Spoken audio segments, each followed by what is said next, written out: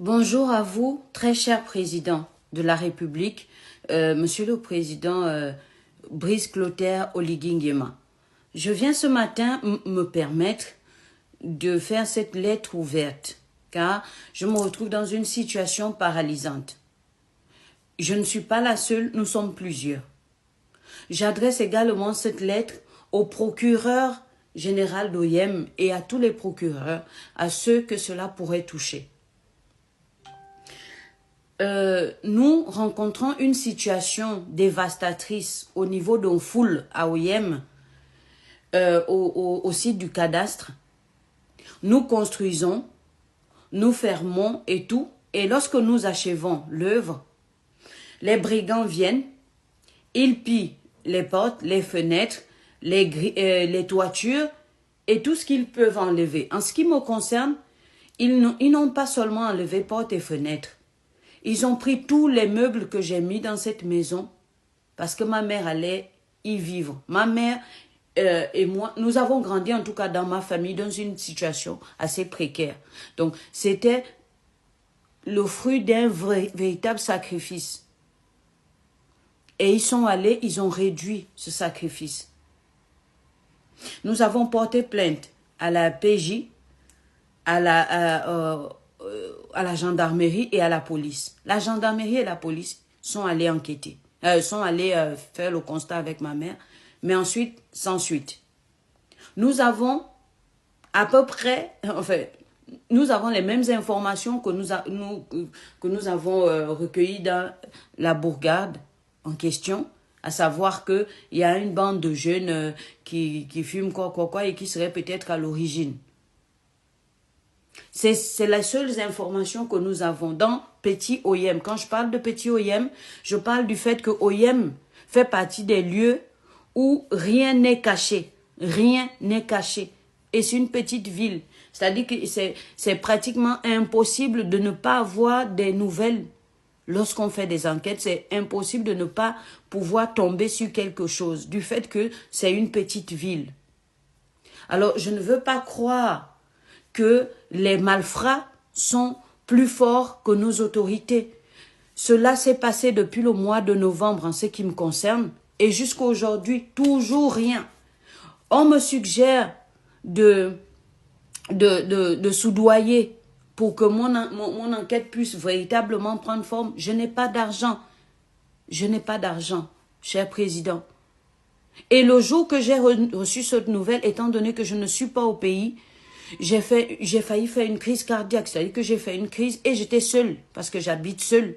Je suis une malvoyante qui se bat, cher président. Vous avez sollicité que, après les études, nous puissions rentrer chez nous. J'ai construit un restaurant toujours dans la même zone. Aujourd'hui, j'ai peine à continuer les travaux parce que j'ai peur. Mais comment puis-je rentrer au pays si je n'ai pas des appuis solides pour m'en sortir? Parce qu'avant d'y quitter, je louais et je faisais des petites bricoles. Enfin, je me battais commercialement parlant. Mais ça fait des années que j'ai quitté. Si je dois retourner, il faut que j'ai au moins quelques apports pour survivre et pour ne pas tomber dans des actes peu recommandables. Cher président, cher procureur, s'il vous plaît, ces actes qui sont perpétuels pourraient coûter des vies aux gens. Et je me permets de parler de ça parce que moi, je n'ai pas autre ressource. Mes parents non plus, parlant de ma maman. Moi, je serais obligée d'y habiter.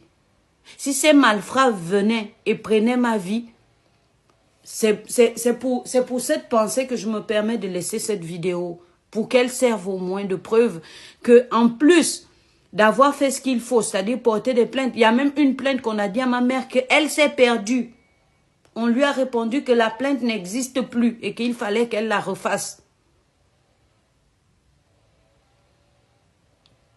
S'il vous plaît, cher président, nous avons besoin de votre aide. Parce qu'il y a même une famille qui est partie pour y habiter et qui a été menacée et a dû déménager. Parce qu'elle a été braquée. Dès que vous finissez de construire, ils viennent et ils pillent tout. C'est très grave. Sans compter que dans la même zone, il n'y a pas de courant et il n'y a pas d'eau. Il n'y a pas de courant, il n'y a pas d'eau. Et je suis à 15 minutes, autant pour moi, de la voie principale, donc de la Cour des comptes. À pied, 15 minutes à pied de la Cour des comptes. Il n'y a pas d'accès d'eau, ni de courant. Donc même si on voudrait se battre à mettre un gardien, ça demande des économies que je n'ai plus, sans compter le fait que j'avais pris un crédit avec pour pouvoir au moins fermer et tout, et acheter ces meubles qui pouvaient permettre à ma maman d'aller déjà habiter. Mais en subissant ce braquage, non seulement j'ai perdu tout le prêt d'argent que j'avais mis dedans, mais en plus je dois rembourser ce même crédit. Et pour refermer la maison, j'ai dû encore emprunter et aujourd'hui je me retrouve en surendettement. Et je suis obligée de vivre avec, sans compter le fait que je ne peux même pas recevoir des véritables nouvelles de la suite de l'enquête. Président, vous avez sollicité que les étudiants de la diaspora, après leurs études, rentrent. Et je voulais rentrer et je veux toujours rentrer. Voici ce que j'ai mis en place et voici ce qui s'y passe. Je n'ai rien. Comment je devrais faire? Je suis une malvoyante qui ne se plaint pas, qui se bat pour s'en sortir. Mais voici mon problème. S'il vous plaît, Président, je compte sur vous pour que cette affaire aboutisse parce que c'est mon lieu d'habitation. C'est le moyen que j'ai trouvé pour pouvoir retrouver l'équilibre en rentrant, pour que je ne devienne pas une dépravée et quelqu'un qui détruit notre société. S'il vous plaît, aidez-nous vraiment. C'est des familles qui pleurent.